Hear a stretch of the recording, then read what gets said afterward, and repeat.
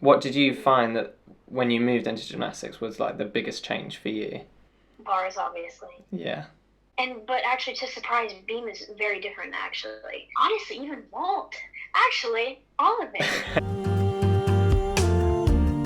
Carry me home. All right, so before I start asking you some questions, I kind of wanted to do a little bit of background on you, and I'll do that because you might not know. I forget my life sometimes, so you might have something that I don't know about. So. Yeah, so believe it or not, you're an international competitive gymnast for Bulgaria. Crazy. You're also a world champion cheerleader as well, so no biggie. Yes, that was awesome. That was one of the best days of my life. Took a while, but I'm really grateful it happened for sure. Well, congratulations. Thank So you so much. you're still training cheer. Well, obviously not right now, but you're still training cheer and gymnastics at the same time. Yes, I am, but this Corona situation has adjusted schedules a little bit, so we're just kind of going with the flow with all that right now and seeing where it all kind of takes us day by day. But as of right now, yes. Okay, and are you studying as well? I'm starting in the fall. Yeah. Okay, and so how do you We're split your very hours busy. at the moment? So I do Monday, Tuesday, Wednesday, Thursday, Friday, gym all day long, and then Saturday, Sunday I do cheer, and then in between any free times I am able to have, I'll work as well because I will do sometimes while I like work with kids and tumbling and different things like that, and then school fits into mornings. I don't sleep. I'm not a sleeper. It's just not a thing for me. So then we'll do that at night, and that people are like, "Oh my God, how do you have a social life?" But like, I don't really. I'm like, I have a social life. Like I do have a social life. Like this is my life. You know what I mean? So it's like gymnastics, cheer, school, work, this, that, all these things that I, set out to do and work to achieve and put my time in. That is my life. Yeah. And I have met so many people that I feel like if I just went to normal high school and had a normal little American teenage life, I wouldn't have half the opportunities that I've been able to have through these sports. So the whole like you have a life, no, like I feel like I have more of a life than I would have if I just kind of had a normal, stereotypical life. You gotta want it, and you can make it work no matter what. That's great. So when did you start doing gymnastics? 2012 was when. So I was obviously just a cheerleader. I was like this big. Mhm. And I was just doing my thing. And then I watched the 2012 Olympics, and I was like, Mom, I want to do that. I bothered my parents every day. I'm surprised they literally didn't want to like slap me, but they were like, my parents are incredibly, incredibly supportive, and they've never like forced me to anything. So they're always like, whatever you want to do, like we support it. But this whole gymnastics idea, they were like, no. So I'm like, I'm gonna make you say yes. I'm gonna get what I want. So I changed their lock screens on their phones, printed pictures all over the house, and just bothered them until they said yes. And then we called the gym, which was the gym that I'm still at now. And Kyla Ross, who was on the team in 2012, Yeah. and Jenny, her coach, who was there. I got lucky enough that they're in California, and they're about an hour away from me. And we called them, and I went and had a tryout. And I showed up, and I didn't own a leotard, so I was like, tank top and Nike Pros it is. And I showed up, and I'm like, I want to do gymnastics. My parents and them could have easily been like, no, point blank, period, absolutely not. But both sides of it gave me a chance, and I'm still incredibly blessed to this day that both my parents and my coaches saw that in me as well to be like, yeah, like let's give you a chance. So obviously a very unusual and different type of story. Yeah. People get a kick out of all the time. People always think like, oh, you got to be that 1 in a million. Cool. Well, there's 5 of you already, so like you got to be different. I like that my whole starting up situation is very unusual. I actually do enjoy it. So It's a relatively short period of time to go from not being familiar with stuff like bars, for instance, to go in to major competitions in a few years later. Was that kind of like a really big change for you when you got there, or were you just like, oh my God, I want to do this? Well, my bars is still a little bit of a disaster. Don't worry, I will fix it, everyone. It's okay. Going from putting my grips on backwards because I didn't know what I was doing to then like being like, oh, we're at these like big major competitions and now we're doing bars. Obviously, an event like that I had zero background in, absolute like nothing at all. So yes, it was incredibly different. But as I was saying, still to this day, I'm working on building that up. And it doesn't matter when you go to competitions, judges aren't like, Laney, tell us your life story so we know how to judge you. It doesn't work that way. It doesn't matter, if I've been doing gymnastics for 5 minutes or, my whole life. It's, we all have the same blank sheet of paper and we all have, the same situations when we go and compete. So I know that no matter what, whether I'm familiar with it or not, I still have to go in the gym and I'm supposed to know what I'm doing and figure out, do I know what I'm doing on bars? Not at all. But mindset is everything. We go in and I'm working on building that confidence. And I feel like as I've matured and grown up over, the past few years even, my perspective is changing. I will definitely go in the gym and, not allow myself to give myself some excuse and cushion up, I haven't done this my whole life. So, no one cares. We're going to be honest, no one really cares at all about that. So they're like, we need to figure it out. And I'm like, right, okay. So.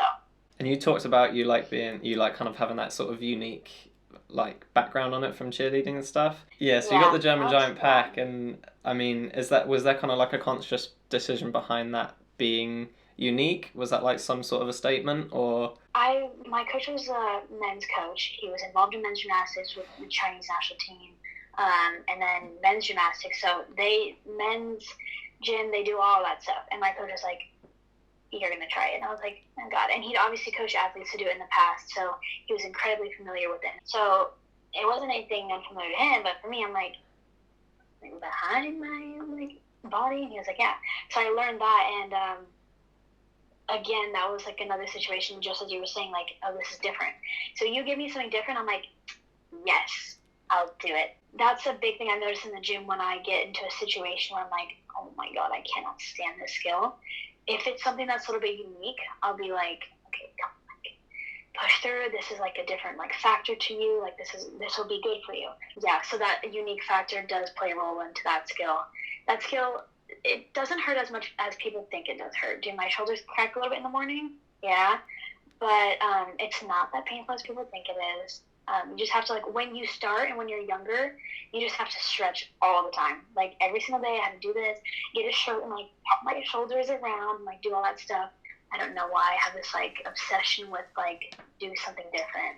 That's a good obsession to have, though. Right? It could be worse. It could be a lot worse. Why come from me?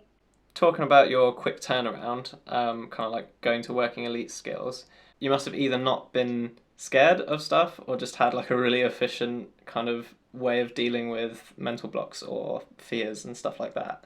So that was a mental block.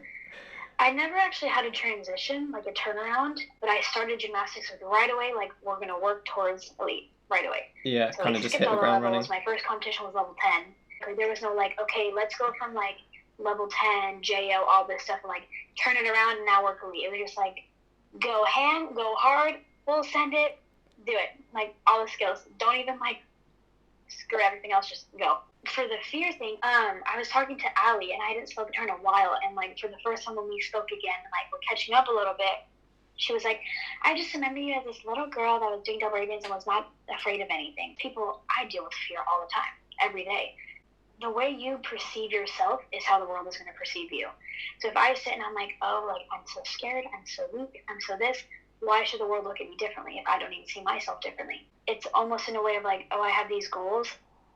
Am I going to let my fear be more powerful than this, or push through and get to where I want to be? I didn't have time to be scared. We're on crunch time. We didn't even fear didn't even fit in the schedule, honestly, at where we were. If I wanted to be great and I wanted to be something, we didn't have time to be scared. Fear isn't real. I see my water bottle right here. Okay, there's my water bottle. I can't see my fear. All it is just a negative thing. It's not real. I'm the only one that is in control of it. No one else is. My mom, my dad, my coaches, my friends, teammates. No one else is in control of my fear or can see it or feel it. It's only me. So if I'm afraid, I built that fear myself. I can get rid of it as well. I want the fear like that. I can get rid of it like that. Although our mind will, unfortunately stray to get messy and get crazy, just like when we clean our room, we have to clean up our minds as well. We have to know, where do things go? How can we organize things? And know that I am in control. Even if I feel like I'm not in control, I am in control.